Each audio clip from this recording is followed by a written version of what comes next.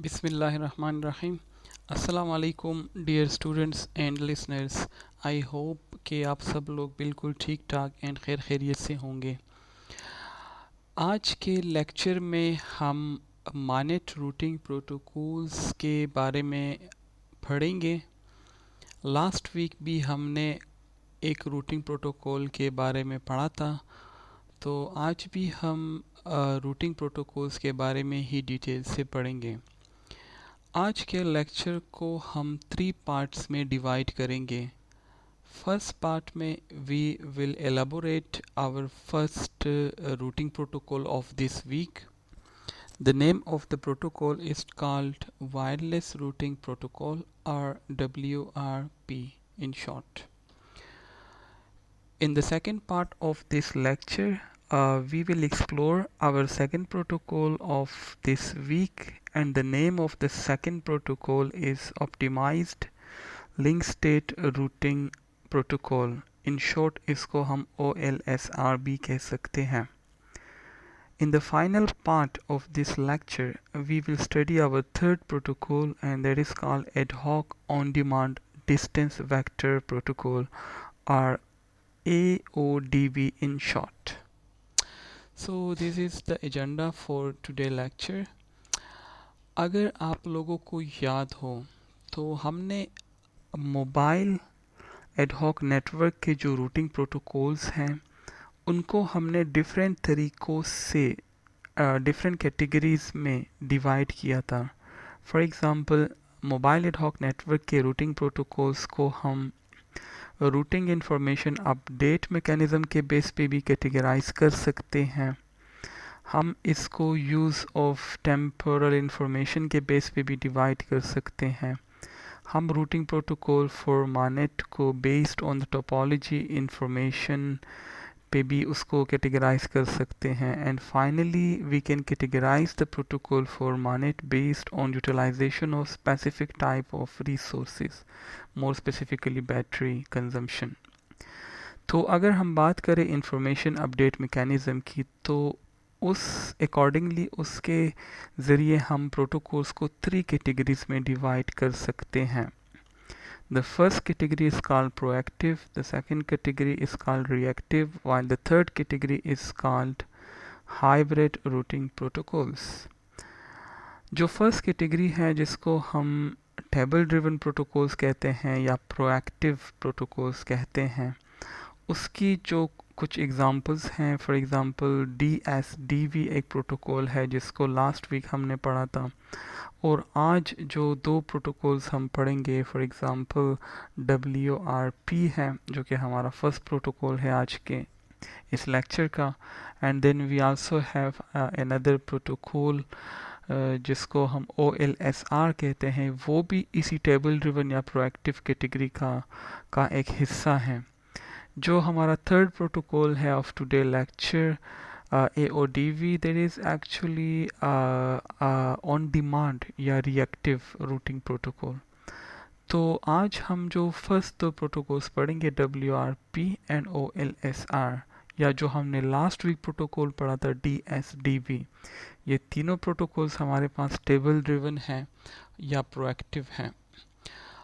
जब हम बात करते हैं प्रोएक्टिव और टेबल ड्रिवन रूटिंग प्रोटोकॉल की, तो इसका मतलब है कि इन प्रोटोकॉल्स में हर एक नोड जो है वो मेंटेन रखता है नेटवर्क टोपोलॉजी इंफॉर्मेशन को इन the form of routing tables, and they achieve this task by periodically exchanging their routing information or sharing their routing information with their neighbors.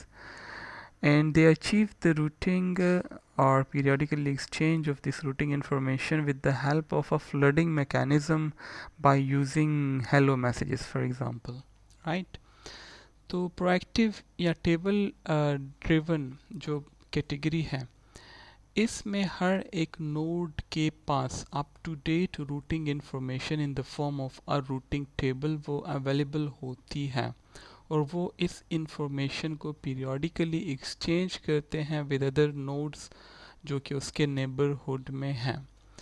सो जब इसका सबसे बड़ा फ़ायदा ये होता है कि जब कोई नोड पैकेट सेंड करना चाहें तो उस नोड के पास रूट readily available होता है, right? So they only need to send the packet, while the rest of the things like routing the table by using the short test available path that is available in advance, यानी on demand path को establish करने की ज़रूरत नहीं होती, path पहले से available होता है to reach each and every destination from any node in the network.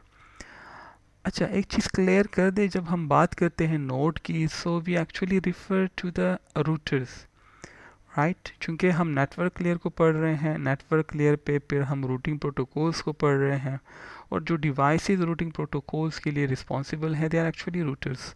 तो जब हम बात करते हैं नोड की, so we refer to the routers, और रूटर्स में प्रोसेसिंग कैपेबिलिटी होती है, स्टोरेज कैपेबिलिटी होती है, इन क्यूज़ उसमें होते हैं, आउट क्यूज़ उसमें होते हैं, और इसके अलावा इंटेलिजेंट भी उसमें हो सकती है, and other properties as well. Okay, so this was an overview or a review of the table driven or proactive routing protocols. Last week हम लोगों ने एक प्रोटोकॉल को पढ़ा था, and today lecture is actually a continuation of the previous week lecture. Last week हम लोगों ने DSDV प्रोटोकॉल के बारे में डिटेल से पढ़ा था, which is like the first protocol जो कि प्रपोज किया गया था for mobile ad hoc network. और DSDV भी हमारे पास टेबल ड्रिवन प्रोटोकॉल है, और जब हम कहते हैं टेबल ड्रिवन और प्रोएक्टिव प्रोटोकॉल, तो इसका मतलब है कि routes to all the destinations are readily available at every node all the times, और टेबल्स जो हैं रूटिंग टेबल्स वो एक्सचेंज होती हैं between the neighbours at regular intervals in order to keep an up to date view of the network topology. So जो हमारे पास आज का फर्स्ट प्रोटोकॉल है जिसको हम कहते हैं WRP, that is actually also one of the first protocol, यानी ये भी उस कैटेगरी में है, उन प्रोटोकॉल्स की कैटेगरी में जो कि जब पहले पायोनियर्स, इनको आप कह सकते हैं पायोनियर्स कैटेगरी जो हमारे पास प्रोटोकॉल्स की हैं जो प्रपोज किए गए थे for mobile ad hoc networks, this is one of them.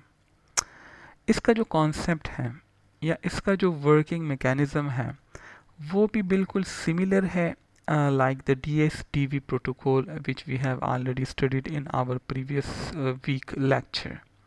तो आप कह सकते हैं कि this protocol inherits the properties of the distributed Bellman-Ford algorithm, क्योंकि जो previous one था वो भी Bellman-Ford को follow कर रहा था और ये भी Bellman-Ford को algorithm को follow करता है for finding the shortest path towards the destination.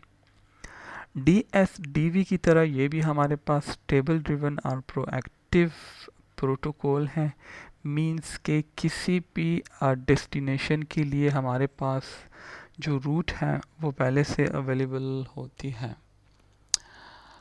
Like DSDV protocol, ये भी हमारे पास an up to date view of the network को मेंटेन रखता है, यानी हर एक नोड पे readily available route toward every destination at any time in the network वो अवेलेबल होता है।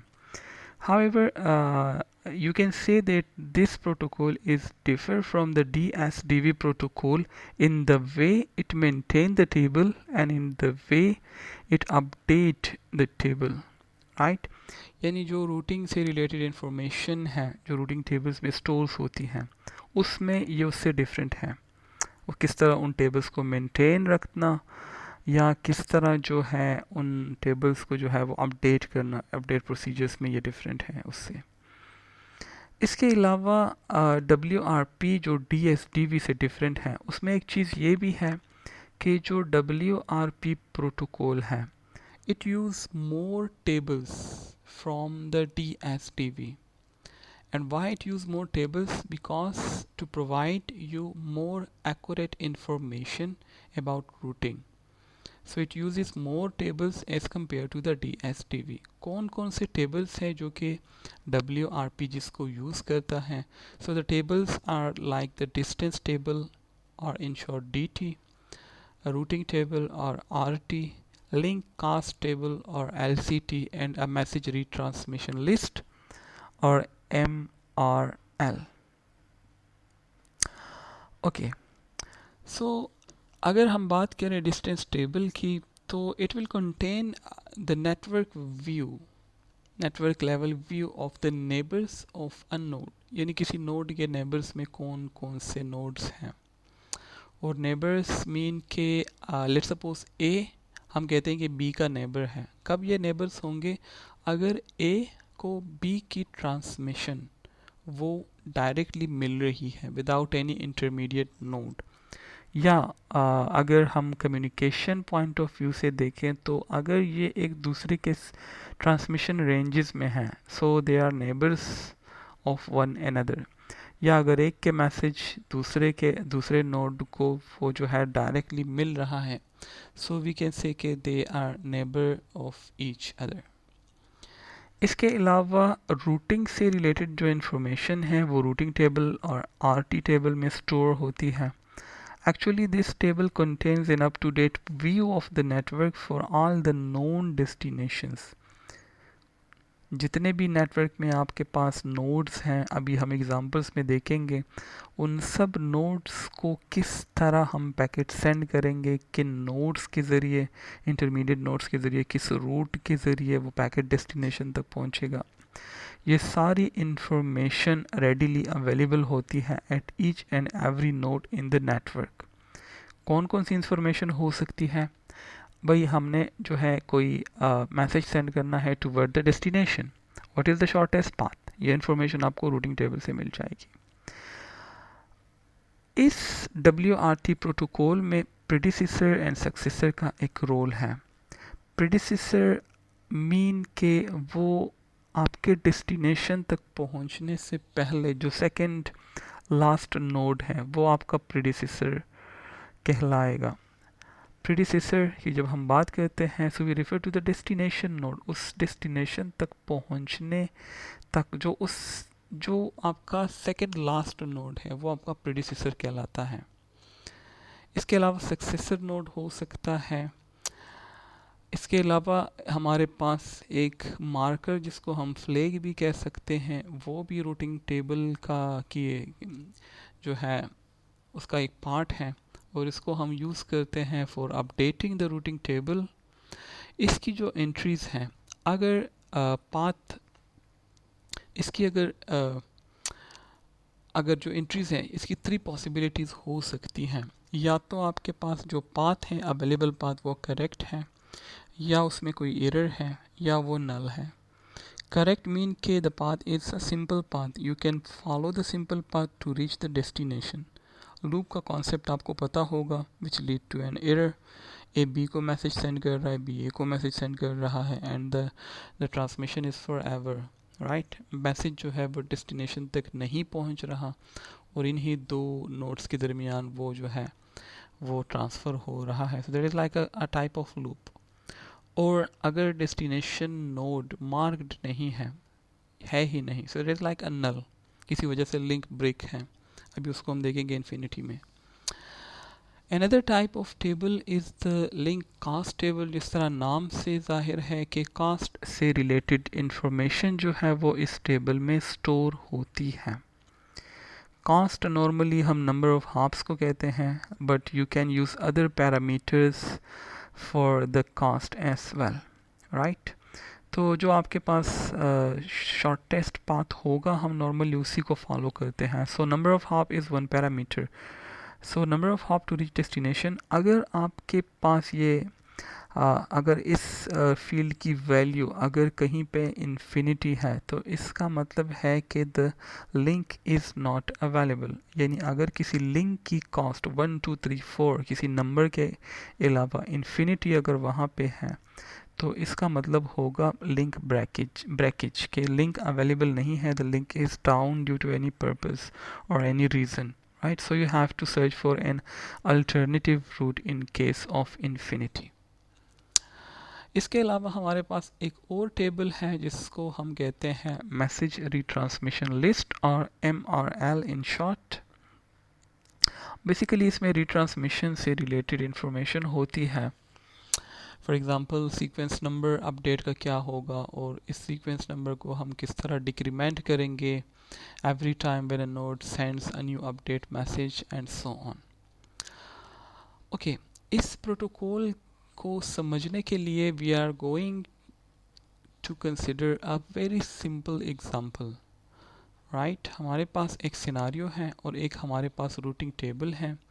We have already identified the source node and we have already identified or determined the destination node for this particular example or for this particular scenario. Well, तो इस example में हमारे पास जो source node है that is 1 और जो हमारे पास destination node है that is 15. So this is our source node and this is our destination node. इस एग्जाम्पल को देखने के बाद आपके जहन में कोई चीज़ आ रही है, अगर आप लोगों ने प्रीवियस लेक्चर को देखा हो या उसकी वीडियो आपने देखी हो या मटेरियल देखा हो, तो आपको याद होगा कि this is the same example we have already elaborated in the previous example और in the previous lecture. So we have a source node and we have a destination node. हम क्या करने जा रहे हैं, हम इस सोर्स नोड से इस डेस्टिनेशन की तरफ कोई पैकेट ट्रांसफ़र करने जा रहे हैं. So our source is node 1, our destination is node 15. कौन सा प्रोटोकॉल हम यूज़ कर रहे हैं, WRP. WRP का मतलब है प्रोएक्टिव टेबल ड्रिवन, मीन्स के रूट्स हमारे पास पहले से डिफाइंड हैं, right. So for example our destination in this case is 15. तो this is the table. Hey, अगर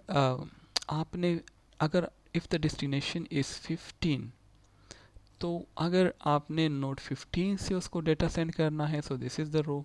अगर नोड 14 से, so this is the row that you have to consider. अगर सोर्स आपके पास 13 है, so these are the entries. अगर source आपके पास 12 है, so these are the entries and so on. इस पार्टिकुलर एग्जांपल में हमारे पास सोर्स नोड क्या है, 1.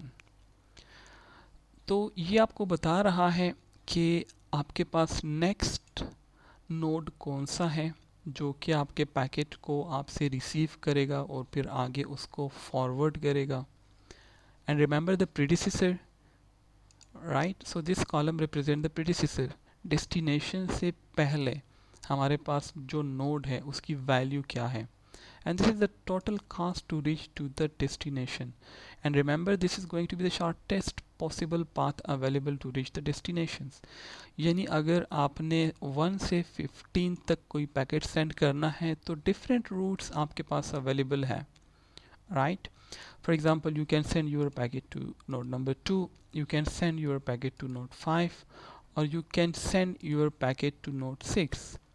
Now based on bellman-Ford algorithm shortest path को हम लोग सेलेक्ट करते हैं या एल्गोरिथम उसको सेलेक्ट करता है. तो अगर आप यहाँ पे देखें तो नॉर्मली अच्छा, सबसे पहले टेबल में देखते हैं. Okay, so the destination is 15, the source node is 1. तो हमारा जो नेक्स्ट हॉप है वो कौन सा है इस पार्टिकुलर केस में, दैट इज़ 2, राइट. और प्रीडिसेसर क्या है, 12, राइट. This is predecessor. यानी डेस्टिनेशन तक पहुंचने के लिए जो आपके पास सेकंड लास्ट नोड है वो, इन दिस केस दैट इज़ 12. ये आपके पास 13 भी हो सकती है और 14 भी पॉसिबल है, but in this case our predecessor is 12 and the total cost to reach the destination is 14. अगर आप इस टेबल को देखें तो यहाँ पे वी हैव सेलेक्टेड 2, लेकिन अगर आप इस डायग्राम में देखें, so the shortest path neighbourhood में आपके पास कितने नोड्स हैं, 3. 1 हाफ की अगर हम बात करें, that is 2, 5 and 6. The cost of 1 to 6 is 2, the cost of 1 to 5 is 1, while the link cost of 1 to 2 is 3. तो यहाँ पे हम इस लिंक को सेलेक्ट कर रहे हैं, हालांकि 3 is greater than 1 and 3 is greater than 2. सो हम इस लिंक को क्यों सेलेक्ट नहीं कर रहे, 1 to 5. The answer is here. जब आप नेक्स्ट लिंक को कंसिडर करते हैं, फॉर एग्जांपल 5 के बाद हमारे पास कितने ऑप्शंस हैं, आप पैकेट को 4 के हवाले कर सकते हैं, 5 के हवाले कर सकते हैं और 6 के हवाले कर सकते हैं. तो जब आप इन कास्ट को टोटल करते हैं, सो 4 + 3 will give you 7. So that is why we have selected 2, because जो next link की cost है उसको जब हम इसके साथ ऐड करते हैं, so we will get a small number. अब लेट सपोज आप 2 की बजाय आप इस वैल्यू को देखते हैं और आप कहते हैं कि नहीं दिस कॉस्ट इज लेस, और आप इसको सेलेक्ट करते हैं। सो 1 + 7 will give you 8, right. So proactive protocol की ये खूबी होती है कि पूरे नेटवर्क की टोपोलॉजी की इंफॉर्मेशन आपको पहले से पता होती है। सो शॉर्टेस्ट पाथ को सेलेक्ट करना, that is the responsibility of the WRP protocol. So in this particular case our destination is 15, our source is 1, the next hop is 2, while the predecessor is 12, and the total cost is 14. Now let us see how the cost is 14. So पहले packet हम send करेंगे 2 को, so the cost is 3. फिर 2 जो है उस packet को आगे फॉरवर्ड करेगा to 4, the cost here is 4, so 4 + 3 will give you 7.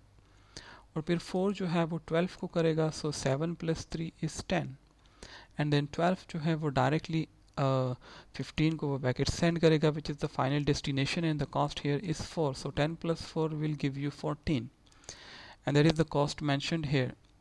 So the cost in this case is 14. Okay, so this is how the WRP work in a normal scenario. However, sometime चूँकि हमारे पास जो network है वो mobile ad hoc network है, और उसकी एक characteristic है कि हमारे पास मोबिलिटी को ये सपोर्ट करता है। नोड किसी भी टाइम पे वो मूव कर सकते हैं, अपनी लोकेशन को चेंज कर सकते हैं, टोपोलॉजी में चेंज आ सकती है, कोई नया नोड नेटवर्क को ज्वाइन कर सकता है, कोई एग्जिस्टिंग नोड नेटवर्क को लीव कर सकता है, कोई नोड जो है अपनी लोकेशन को चेंज कर सकता है, वगैरह वगैरह। तो अगर कोई नोड WRP में किसी लिंक ब्रेकेज को डिटेक्ट कर ले, तो जिस तरह मैंने आपको बताया था, उस केस में उस लिंक की जो कास्ट है उसको हम सेट करते हैं, या नोड उसको सेट करता है to infinity. This is an indication that the link is no more available और not in use any more. So different tables हैं, उसमें एक टेबल्स के ज़रिए हम ये इंफॉर्मेशन जो है अपने नेबर्स को बताते हैं. So after receiving the update messages, जितने भी आपके पास इफ़ेक्टेड नोड्स हैं, यानी जो जिन दो नोड्स के दरमियान वो लिंक ब्रेकेज हुआ है वो इफ़ेक्टेड है, और जो उस डेस्टिनेशन को जो नोड डेस्टिनेशंस को कोई पैकेट सेंड कर रहा है वो भी इफ़ेक्ट हो रहे हैं, क्योंकि वो भी इसी रूट को फॉलो कर रहे हैं. So this update information is necessary, right. So corresponding nodes को अपडेट इंफॉर्मेशन मिल जाती है, और the node that initiated the update message then finds an alternative route. जो आपके पास predecessors हैं, for examples, उनकी रिस्पॉन्सिबिलिटी होती है कि डेस्टिनेशन तक पहुंचने के लिए अभी कोई और रूट जो है उसको फाइंड किया जाए, उसको तलाश किया जाए, और उनको ये हेल्प मिलती है फ्रॉम द डिस्टेंस टेबल कि किस तरह हम शॉर्टेस्ट पाथ को फाइंड कर सकते हैं. और इस रूट में ये जो जो जो लिंक ब्रेक हुआ है वो इंक्लूड नहीं होगा. ऑब्वियसली वो नहीं होगा, क्योंकि जो न्यू रूट आप डिज़ाइन करते हैं, अगर उसमें ये ब्रेकेज वाला लिंक आ जाए तो फिर आप डेस्टिनेशन तक नहीं पहुंच सकते. So that is not going to be part of the new topology. अब इस लिंक ब्रेकेज को समझने के लिए let us consider the same example scenario that we have discussed above. और सपोज करते हैं कि जो लिंक डाउन हुआ है that is between the nodes 12 and 15. Here we have 12 and 15 के दरमियान जो लिंक है वो वो जो है वो ब्रेक कर गया है. The link is no more available, right. So all the nodes जो कि इस रूट को फॉलो करते हैं टू रीच द डेस्टिनेशंस, और उनका जो प्रीडिसेसर्स है वो 12 हैं, राइट. तो 12 के ज़रिए अब डायरेक्टली आप 15 तक नहीं पहुंच सकते. So you have to change the values. You have to change the corresponding routing entries in the routing tables. Because node 12 and node 15, they do not have a direct connection now. So they need to send the update messages to their neighbors, indicating the cost of the link, that now the link is not available, so the new cost is infinity.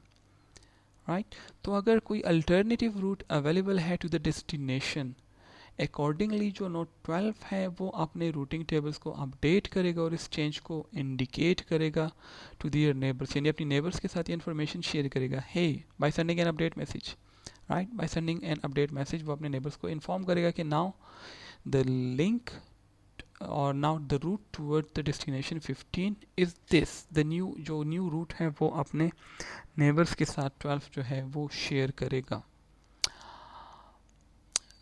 यहाँ पे आप देख सकते हैं कि the link is not available. तो source हमारे पास 1 है, डेस्टिनेशन हमारे पास 15 है, रूट हमारे पास वही है, पहले हम 2 को से पैकेट सेंड करते हैं, फिर 4 को, फिर 12 को, लेकिन यहाँ पे आप 12 से 15 को आप पैकेट सेंड नहीं कर सकते। So you have to alternative, या तो 12 14 को पैकेट सेंड करेगा या वो 13 को। तो अगर आप कास्ट को देखें 4 + 5 is 9, while यहाँ पे the cost is 3 and here we have 2, 3 + 2 is 5, so 5 is less than 9, तो obviously 12 किस न्यू रूट को सेलेक्ट करेगा, 13 and then 15, right? so इस टेबल को अगर आप देखें, we have a source 1, next half हमारे पास वही है 2, लेकिन जो प्रीडिसेसर है वो हमारे पास अब चेंज हो गया है, right? Because 12 is not the second last node. Now the second last node is 13, or the directly connected node with the destination is 13, right? So our predecessor now is 13, and similarly the cost has been changed. Now the new cost to reach the final destination is 15. Okay, how it is 15? Let us see. Here the cost is 3 plus 4, which is 7, and plus 3, which is 10, plus 3, which is 13, plus 2 will give you 15, right? तो अगर आप इन दोनों tables को compare करें, before link breakage and after link breakage, here is a comparison, you see के updates messages की वजह से बहुत सारे लिंक्स ने जो हैं वो अपने रूटिंग टेबल्स को अपडेट किया है। फॉर एग्ज़ाम्पल जो नोड्स 12 को यूज़ कर रहे थे फॉर एज अ प्रीडिसेसर, उन सब ने जो है अपने रूटिंग टेबल्स में चेंजिंग की है। Here you can see the difference. यहाँ पे अगर आप देखिए, for example here if the node is 12 and the next node is 15, so the predecessor is 12 and the cost is 4. This is before the link the breakage. लेकिन same entry को अगर आप यहाँ पे देखें, चूंकि अब अवेलेबल नहीं है ये link, so now the predecessor in this case is not 12. यहाँ here we have 12 but here we have 13.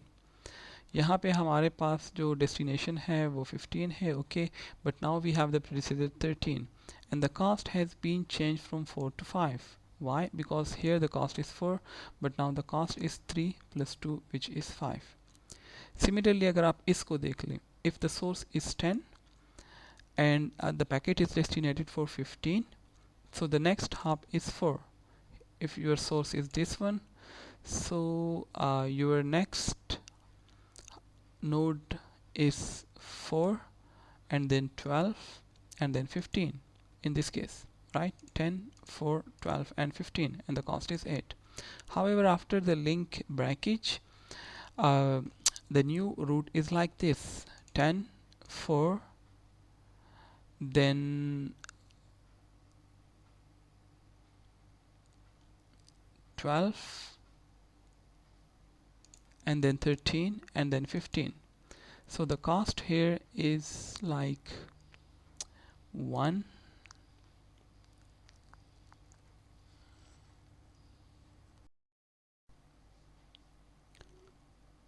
so the cost is 1 plus 3 plus 3 plus 2. It will give you 9, right? So if your source is 10, the next node is 4 and then 12 and then 13 and then 15.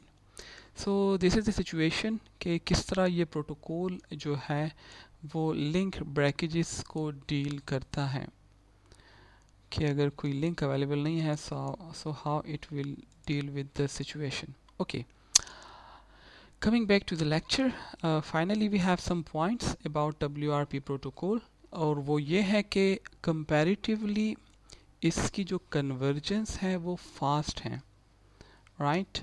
Because it involves fewer table updates as compared to the previous table driven protocol. However, the complexity of maintenance of multiple tables, it will demand for large memory. यहाँ पे आपने देखा कि we have like 4 or 5 tables. So अगर if you have more tables, then obviously you will require more memory, more space for it, and also more processing power is required. और आपको पता है कि अगर some type of mobile ad hoc network, some categories of mobile ad hoc network, for example, WSN, underground, underwater, or other types of network, they rely on batteries. So उस case में अगर आपकी प्रोसेसिंग बहुत ज़्यादा है, routing बहुत ज़्यादा battery को कंज्यूम कर रहा है, so that is not a good news, right? इसके अलावा अगर आपके पास हाई मोबिलिटी इन्वायरमेंट है, तो वहाँ पे अगर नोड्स फ्रीक्वेंटली मूव कर रहे हैं तो कंट्रोल ओवरहेड इंक्रीज होगा. कंट्रोल ओवरहेड मींस कि आपके जो अपडेट्स हैं, जो टेबल्स में एंट्रीज हैं, वो अपडेट हो रही हैं वेरी फ्रीक्वेंटली, राइट? तो उस केस में the performance is like DSTV. सो आप कह सकते हैं कि like DSTV the WRP is not very much suitable for high dynamic environment, या इसको आप very large ad hoc network, mobile ad hoc network के लिए यूज़ नहीं कर सकते. So this was our first part of the lecture. इस first half में हमने बात की about a routing protocol that is WRP. In the second half of this lecture, we will be talking about our second protocol, and that is OLSR.